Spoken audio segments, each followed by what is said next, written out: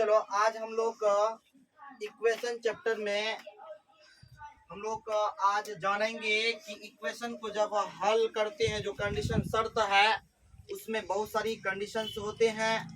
तो उन्हीं सारी बातों को जानने के लिए आज हम लोग यहाँ पे अच्छी तरह से पढ़ेंगे। तो आज जो कंडीशंस है उस बहुत सारे कंडीशन है और बहुत इम्पोर्टेंट क्वेश्चंस वगैरह बनने वाला है, तो अच्छा से देखने की कोशिश करो। चलो देखते हैं। तो यहाँ पे कह रहा है अविरोधी समीकरण। पहले क्या बोल रहा है? समीकरण, यानी अविरोधी समीकरण क्या होता है इसके बारे में जानेंगे। ये अविरोधी समीकरण क्या होता है? देखो, अविरोधी समीकरण कुछ नहीं है, बस यहाँ कंडीशंस कहता है कि दो चर वाला रैखिक समीकरण का ऐसा युग्म होना चाहिए। क्या करा? दो चर वाला रैखिक समीकरण का ऐसा युग्म होना चाहिए जिसका अद्वितीय हल हो, जिसका अद्वितीय हल हो, यानी केवल एक हल हो। क्या हो? केवल एक हल हो, तब उसे हम लोग क्या कहते हैं? अविरोधी समीकरण कहते हैं। क्या बोलते हैं? अविरोधी समीकरण बोलते हैं। यानी जब हम लोग इक्वेशन को हल करेंगे, दो चर वाले रैखिक समीकरण को हल करेंगे, तो केवल और केवल एक हल होना चाहिए। जब हम लोग इक्वेशन को हल करते हैं तो तीन कंडीशन आता है, तीन शर्त आता है, समझे? यहाँ पे आता है कि एक हल होगा, अद्वितीय हल होगा, अद्वितीय हल होगा, संपाती होगा, कोई हल नहीं होगा। तीन कंडीशन आएगा। तो उन्हीं में से यहाँ पर जो बोल रहे हैं, अगर दो चर वाला रैखिक समीकरण का युग्म जो है उसमें से अद्वितीय हल हो, केवल एक हल हो, तब ऐसे समीकरण को हम लोग क्या बोलते हैं? अविरोधी समीकरण बोलते हैं। क्या बोलते हैं? अविरोधी समीकरण बोलते हैं। ठीक है। अब क्या हुआ कि सर, अगर अविरोधी समीकरण जो होता है अद्वितीय हल होगा और ये प्रतिच्छेदी करता, वो जो हल होगा, वहाँ पे जो ग्राफ होगा, वो ग्राफ क्या होगा? प्रतिच्छेदी करेगा। क्या करेगा? एक दूसरे को काटेगा, और जिस बिंदु पर काटेगा वही इसका एक्स और वाई का मान हो जाएगा।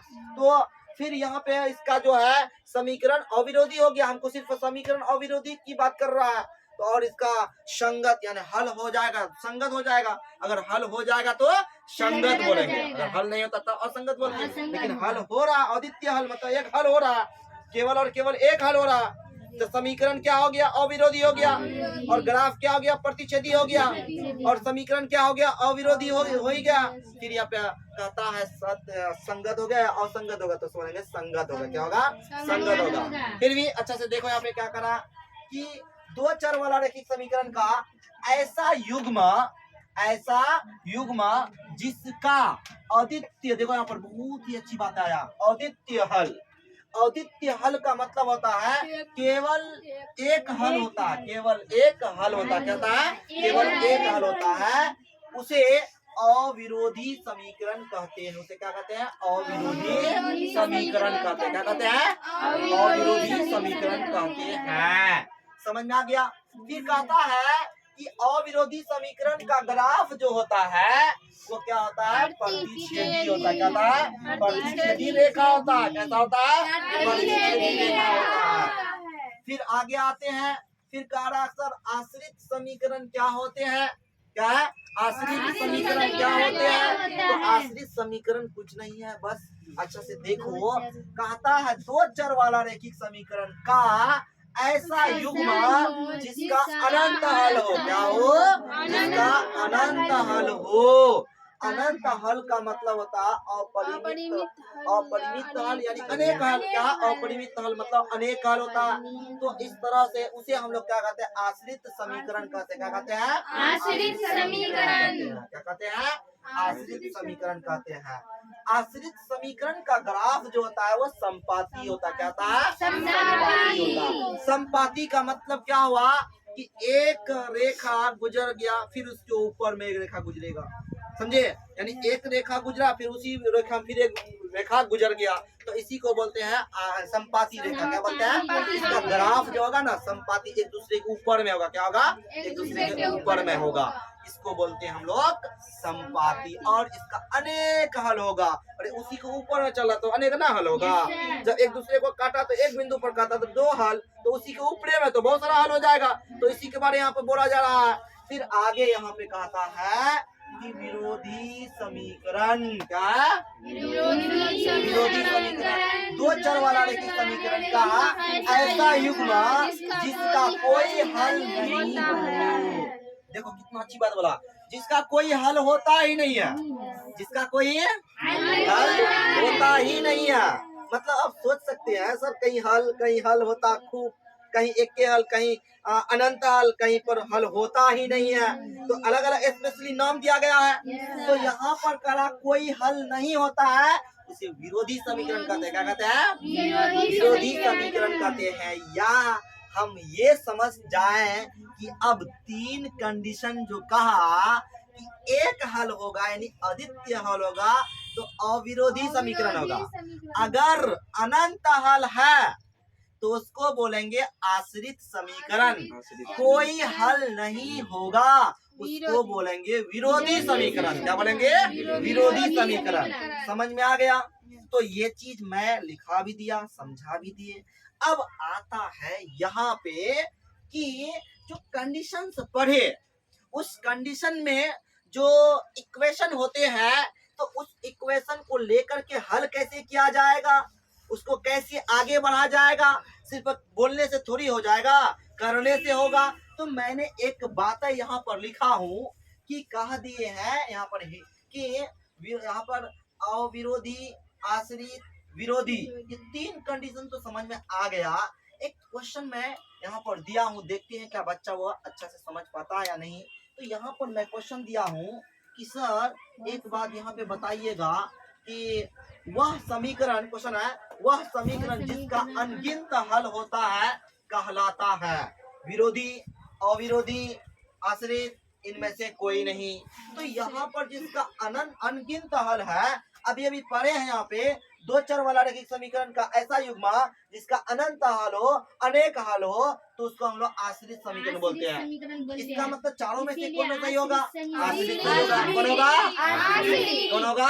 आश्रित समीकरण होगा, यानी सी सही होगा। क्या होगा? सी सही होगा। इस तरह से यहाँ पे सी नंबर दे देंगे। फिर अब ये हो गया क्लियर, तो समझ में आ गया हम लोगों को। फिर आते हैं यहाँ पर कह रहा है दो चर वाला रैखिक समीकरण युग्म हल करने की शर्त, यानी दो चर वाले रैखिक समीकरण युग्म हल होने की जो शर्त है, हल होने की जो शर्त है, उसको जानने के लिए हम लोग यहाँ पर कोशिश करेंगे। क्या कहा कि सर इक्वेशन जो होते हैं वो इक्वेशन कैसा होगा, तो यहाँ पर अपना स्टाइल द्वारा जो दिया गया है उस पर होगा। यहाँ पर ax प्लस बी यानी a1x b1 y बराबर c1 इक्वेशन 1 माना जाएगा। a2x प्लस b2y बराबर c2 बराबर मतलब 2 हो जाएगा। अब यहाँ पर स्थिति 1 में आए, टाइप 1 में आ रहे हैं। कहता है टाइप 1 कि जब a1 by a2 not is equal to, क्या है? नॉट इज इक्वल टू यानी बराबर नहीं है, यानी बराबर नहीं है। b1 बाय b2 हो तो, अगर ऐसा हो तो क्या क्या होगा, तो चार बातें नजर आएगा। कितना बातें नजर आएगा? चार बातें नजर आएगा। उन चार बातों में से क्या कहां पर क्या है उसको जानने की कोशिश करो। कुछ नहीं है, बस यूं ही देखा जाए। पहला नंबर में समीकरण अद्वितीय हल होता है। समीकरण का अद्वितीय हल होता है, मतलब एक हल होता है, मतलब एक हल होता है, मतलब कितना होता है? एक हल होता है ना। तो पानी पीने दो।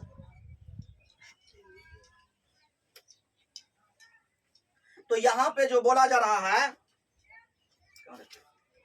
यहाँ पर जो बोला जा रहा है कि टाइप 1 में जब ऐसा कंडीशन हो तो पहला नंबर में करा समीकरण का अद्वितीय हल होता है। पहला कंडीशन समझे, यानी एक हल होता है। कितना होता है? जब ऐसा कंडीशन रहेगा a1 बाय a2 यानी a1 by a2 not is equal to b1 by b2 हो तो इसका एक हल होता है। इसको बोलते हैं हम लोग स्पेशली नाम अद्वितीय हल। क्या बोलते हैं?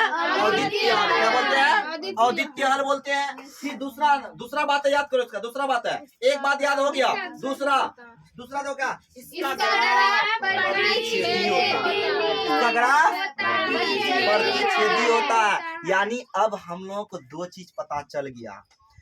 अद्वितीय हल होता है दूसरा यहाँ पर ग्राफ जो होता है प्रतिच्छेदी होता है। अब तीसरा पॉइंट क्या है इसका, इसे अविरोधी समीकरण कहते हैं। अभी जस्ट पढ़े ऊपर में, पहला ये तो पढ़े हैं। इसे हम लोग क्या कहते हैं, अविरोधी समीकरण कहते हैं। इसे हम लोग क्या कहते हैं, अविरोधी समीकरण कहते हैं।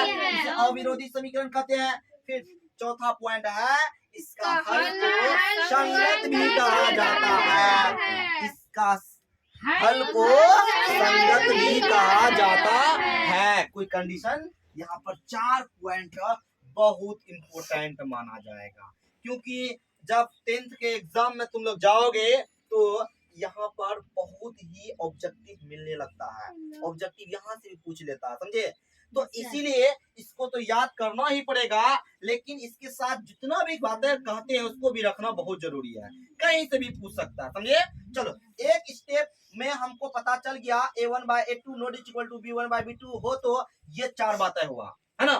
फिर अब टाइप 2 में जाते हैं। तो अब ये शर्त है कि a1/a2 बराबर b1/b2 बराबर c1/c2 हो, तो अब सब एक दूसरे के बराबर हो जाए, तब क्या होगा। तो पहला पॉइंट है इसका कि समीकरण का हल अनंत हल होता है। अनंत हल का मतलब बहुत सारा हल होता है, हम लोग उसको अनंत बोलते हैं, है ना। चलो, फिर आगे यहाँ पे बोलते हैं इसका ग्राफ समपाती होगा, यानी जब ग्राफ खींचा जाएगा, एक रेखा यहाँ से गुजरा उसी के ऊपर में गुजरेगा, समझे। समपाती का मतलब ये हुआ, यानी ग्राफ समपाती रेखा हो जाएगा। इसे आश्रित समीकरण कहते हैं, सही बात है।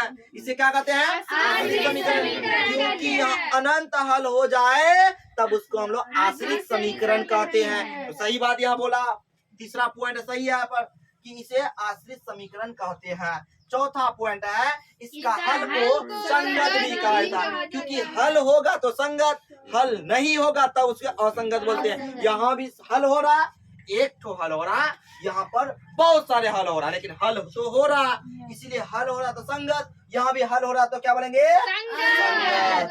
बात समझे, संगत है, यहाँ भी संगत है, यहाँ भी संगत है। समझ में आ गया अच्छे से, ये भी बात है, याद हो गया। फिर आगे चलते हैं, तो आगे क्या कहता है, देखो ध्यान से।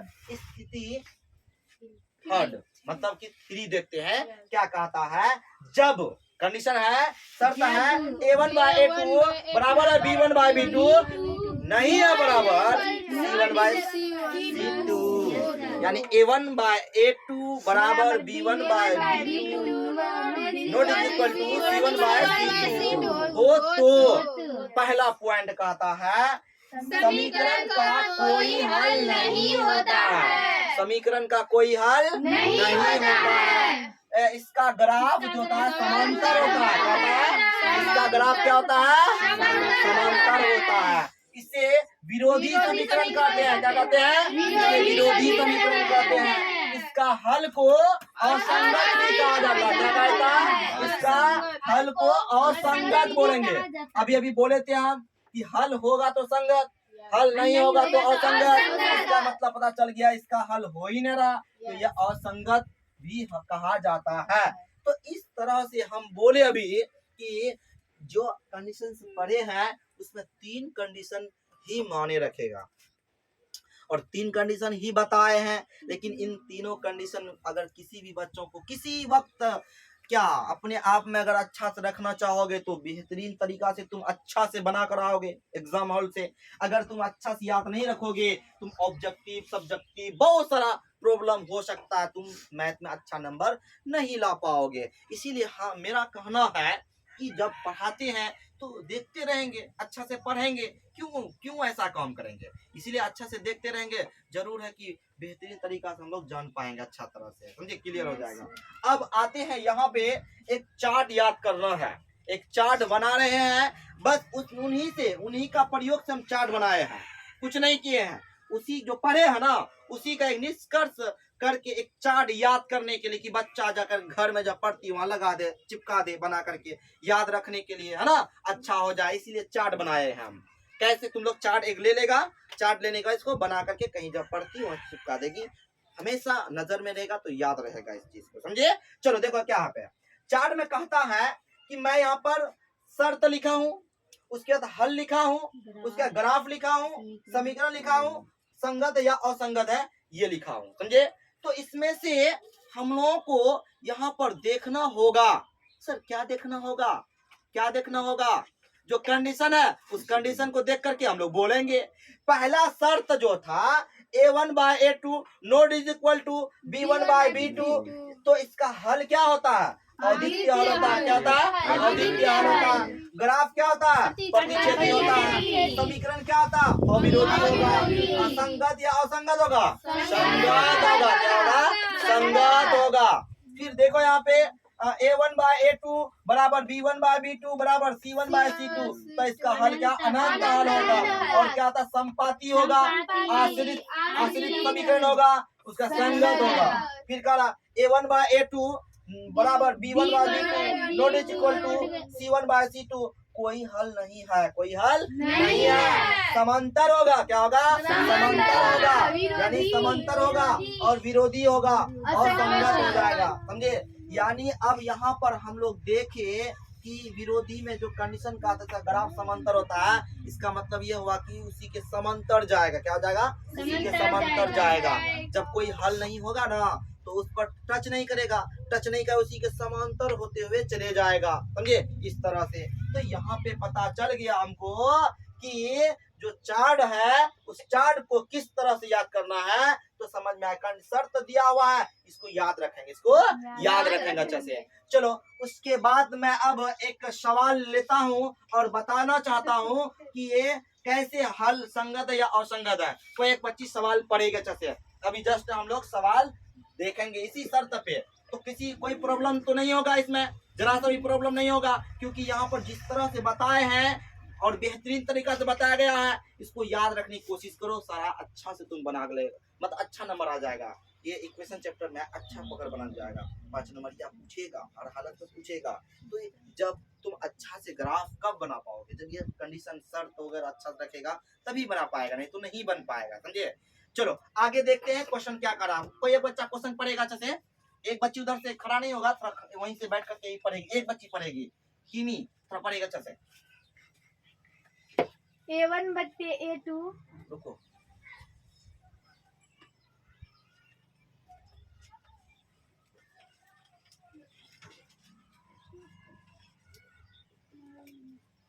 क्वेश्चन कर रहा है यहाँ पे, वो क्या नाम है इसका, तशरुन, थोड़ा खड़ा जाओ वहीं पे पढ़ो सब करके। A1/A2, B1/B2 हाँ और हाँ C1/C2 हाँ की तुलना कर ज्ञात करे कि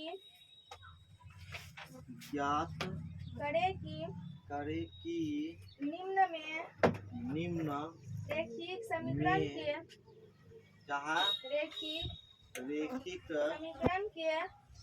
समीकरण के युग्म संगत है या असंगत है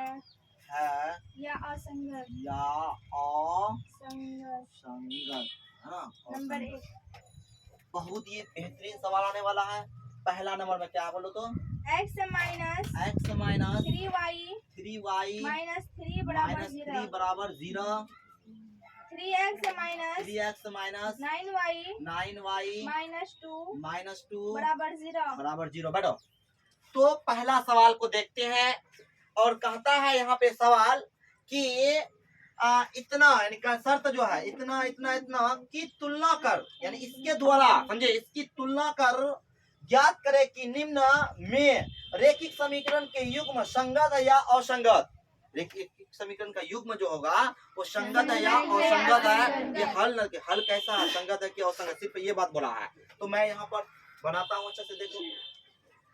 सबसे पहली बात हमको ये जानना है कि समीकरण जो x माइनस 3y माइनस 3 बराबर 0, तो हम अपने स्टाइल में लिखेंगे x माइनस 3y बराबर 3 हो जाएगा, ये उधर माइनस हो तो प्लस हो जाएगा। समीकरण 1 मान लिए, उसके बाद यहाँ पर चीज क्या है, 3x माइनस 9y माइनस 2 बराबर 0 है, तो यहाँ करके हम यहाँ लिख सकते हैं 3x माइनस 9y बराबर 2, समीकरण 2 हो जाएगा।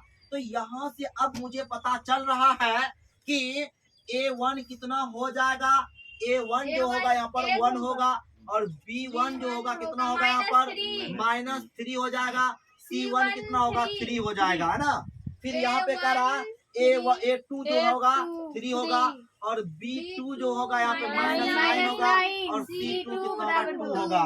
तो अब यहाँ पर जो कह रहा है शर्त, क्या कह रहा है शर्त, है ना, इसके तुलना करके, यानी तुलना करके बताने के लिए कह रहा। तो सबसे पहले जो ये तुलना करेंगे तो A1 और A2 इसका मान पहले निकालना चाह रहे हैं, कितना आएगा। A1 का मान कितना 1 बट A2 का मान कितना 3, तो इसका मान 1/3 आया।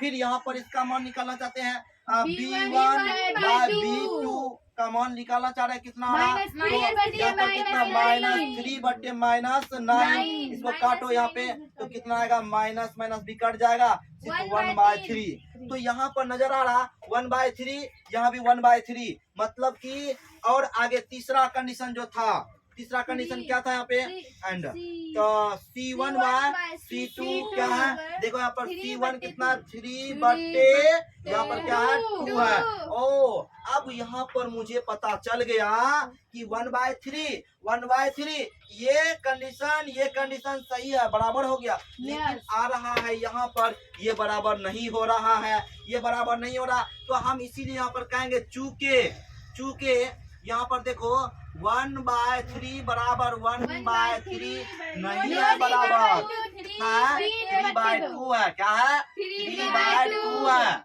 तो ये जो कंडीशन है, ये कंडीशन में क्या वहाँ पर लागू हो रहा है, लागू नहीं हो रहा। तो हम जब लागू नहीं होगा तो अब यहाँ पे हम कहेंगे कि चूंकि यहाँ पे, इसीलिए यहाँ पर कहेंगे A1/A2 बराबर है B1/B2 not equal to C1/C2। तो इसलिए यहाँ पे कह देंगे अतः समीकरण क्या है, समीकरण का हल क्या है, असंगत क्या होगा, असंगत हो जाएगा। समीकरण का हल असंगत है, क्या है असंगत है, यानी कोई हल नहीं होगा। समझे, हमको ये निकालने के लिए कहा रहा था, तो आराम से निकाले। यहाँ पर देखिए ये इसके बराबर हुआ, लेकिन ये बराबर नहीं हुआ, इसीलिए कंडीशन शर्त जो था, ये शर्त में क्या बोलते हैं, असंगत होगा। इसका हल क्या होगा, असंगत हल हो जाएगा। फिर दूसरा सवाल क्या है, देखते हैं दूसरा सवाल को क्या कहता है। 3x प्लस कह रहा है पे दूसरा सवाल 3x प्लस 2y बराबर 5, 2x माइनस 3y बराबर 7। समीकरण 1 मानेंगे इसको, समीकरण 2 मानेंगे, है ना, क्योंकि दिया हुआ है। डायरेक्ट यहाँ पे हम लोग करेंगे। तो पहले इसको उतारने की कोशिश करो, पहले इसको उतारो जल्दी से, पहले उतारो इसको उतारो ना, बना दीजिए। हाँ तो इसको बनाओ, पहले बनाओ, जल्दी करो, इसको उतारो जल्दी से, जल्दी करो। हाँ कोई दिक्कत नहीं, आराम से करो तुम लोग, कीमी थोड़ा नीचे करके जल्दी करो, जल्दी करो थोड़ा।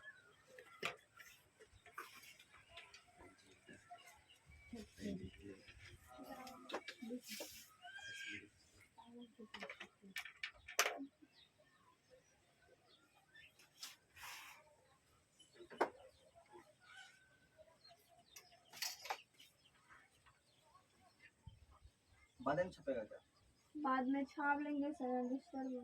इधर देखो, तो यहाँ पर क्या करेंगे, A1 कितना हो जाएगा 3, B1 कितना हो जाएगा, B1 हो जाएगा 2 और C1 कितना हो जाएगा 5। इधर देखो सभी, इधर देखो, A2 बराबर 2, B2 बराबर -3, C2 बराबर हो जाएगा 7 हो जाएगा, है ना। तो यहाँ पर हम लोग देख रहे हैं A1/A2 कितना हो जाएगा, यहाँ पे इसका मान देखो A1 3/2 हो जाएगा, 3/2 हो जाएगा। यहाँ पर B1/B2 कितना हो जाएगा, यहाँ पे 2/-3। अब यहाँ पर मुझे पता चला कि चूंकि यहाँ पर 3/2 बराबर नहीं है, -2/3, -2/3 माइनस ऊपर कर दिए, तो यहाँ पर बराबर नहीं हो रहा। इसका मतलब हुआ, इसीलिए हम कह देंगे A1/2 A1 by A2 not is equal to B1 by B2। इसीलिए यहाँ पर लिखेंगे समीकरण का हल क्या होगा? संगत है, यानी हल है। और इसमें हम संगत बोले तो इसमें आप बोलोगे कितना हल होगा, तो ये कंडीशन भी पड़े हैं। आदित्य हल होगा, एक के हल होगा, समझे? यहाँ पर बोलते हैं यहाँ पर कोई हल नहीं होगा क्योंकि यहाँ पे असंगत है, कोई हल होगा ही नहीं। तो इस तरह से यहाँ पे पता चला कि यह असंगत है। तीसरा सवाल पढ़ो, क्या कहता है तीसरा सवाल? 3/2 देखो क्या है? 3/2x 3/2x plus plus 5/2y 5/2y 3 है 5/3y y बराबर 7 बराबर 7। समीकरण एक है, बोलो 9x 9x minus 10y 10y बराबर 14 बराबर 14। समीकरण 2। बाबू इधर देखो, तो यहाँ पर A1 कितना हो जाएगा? 3/2 और B1 कितना हो जाएगा? 5/3 और C1 कितना हो जाएगा? बोलो 7 हो जाएगा। A2 कितना होगा? 9 हो जाएगा और B2 होगा -10 हो जाएगा। C2 कितना होगा? 14। इसीलिए A1 बाय A2 निकालना चाहते हैं तो 3/2 और यहाँ पर कितना बट्टे 9। तो यहाँ पर इसको हल करेंगे तो 3/9 18 3/18 गुना नीचे हो जाएगा। इस तरह से यहाँ पे अब देखो क्या हो जाएगा, इतना आया। फिर यहाँ पर B1 बाय B2 निकालना चाहते हैं, कितना है? 5/3 बट्टे -10। यहाँ 5/3 गुना 1/-10। तो यहाँ पर हो जाएगा -30 कितना हो जाएगा? 5/-30। तो यही तो पता चल गया कि एक दूसरे के बराबर नहीं है, नहीं समझे? एक दूसरे के बराबर है नहीं है। तो हम यहाँ पर तो कह सकते हैं, चूंकि यहाँ पे आ रहा है 3/18 बराबर नहीं है 5/-30 के। इसीलिए तो कंडीशन है A1 बाय A2 बराबर नहीं है B1 बाय B2 के। इसीलिए बोलेंगे अतः करके बोल सकते हैं, अतः समीकरण का हल क्या है? संगत है। समीकरण का हल क्या होगा? अद्वितीय हल होगा, एक हल होगा। यानी हमको बताना है कि संगत है कि असंगत, तो बोलेगा संगत होगा। कैसा होगा? संगत होगा। क्या होगा? संगत होगा। तो इस तरह से यहाँ पर 3 सवाल बनाए और जिस तरह से कह रहे थे और उसी तरह से बनाने का काम किया। यहाँ पर जिस शर्त के आधार पे कहा था कि इसको तुलना कर ज्ञात करें कि निम्न में रैखिक समीकरण के युग्म संगत है या असंगत है, तो ये युग्म पता चल गया कि यहाँ पर क्या है? असंगत है। यहाँ पर क्या संगत हुआ? यहाँ पे क्या हो गया? संगत हो गया। तो इन तीन कंडीशन में जो 3 सवाल था, ये तीनों हल हो चुका है। इसको करो। और मैं आप लोगों से बताना चाहूंगा कि यहाँ पे जो भी बच्चों को पढ़ाया जाता है, समझे, उन सारे चीजों पर ध्यान, फोकस, वो सारी बातों पर याद मतलब दिलाना पड़ता है कि तुम उर्दू पढ़ सकते हो, हिंदी पढ़ना है, हर चीज पढ़ना है, सिर्फ मैथ लेके ही नहीं रहना है, समझे। हर सब्जेक्ट की तैयारी बेहतरीन तरीका से करना पड़ेगा। सिर्फ मैथ पढ़ने से ही नहीं हो पाएगा। मैं मैथ ही नहीं पढ़ाता हूँ, मैं अदर चीज भी पढ़ाता हूँ, अदर सब्जेक्ट को भी लेता हूँ। लेकिन मैं बार बार तुम लोगों से कहना चाहूंगा, सिर्फ मैथ ही नहीं लेकर रहना है। घर जाते हो सेल्फ स्टडी करो, खुद अपने आप में पढ़ो अच्छे से। जो भी काम दिया जाता है उसको ज्यादा करने की कोशिश करो, समझे। अगर तुम लोग अभी नहीं करोगे फिर समय नहीं बचेगा, तुम ही लोग बोलेगा कि सर हम लोगों का ऐसा हो गया वैसा हो गया। तो बार बार कहना चाह रहा है कि पढ़ने की जो स्पीड है वो बढ़ा दो, अब समय कम हो चुका है, समझे। चलो आज यहीं तक, इसको उतारो।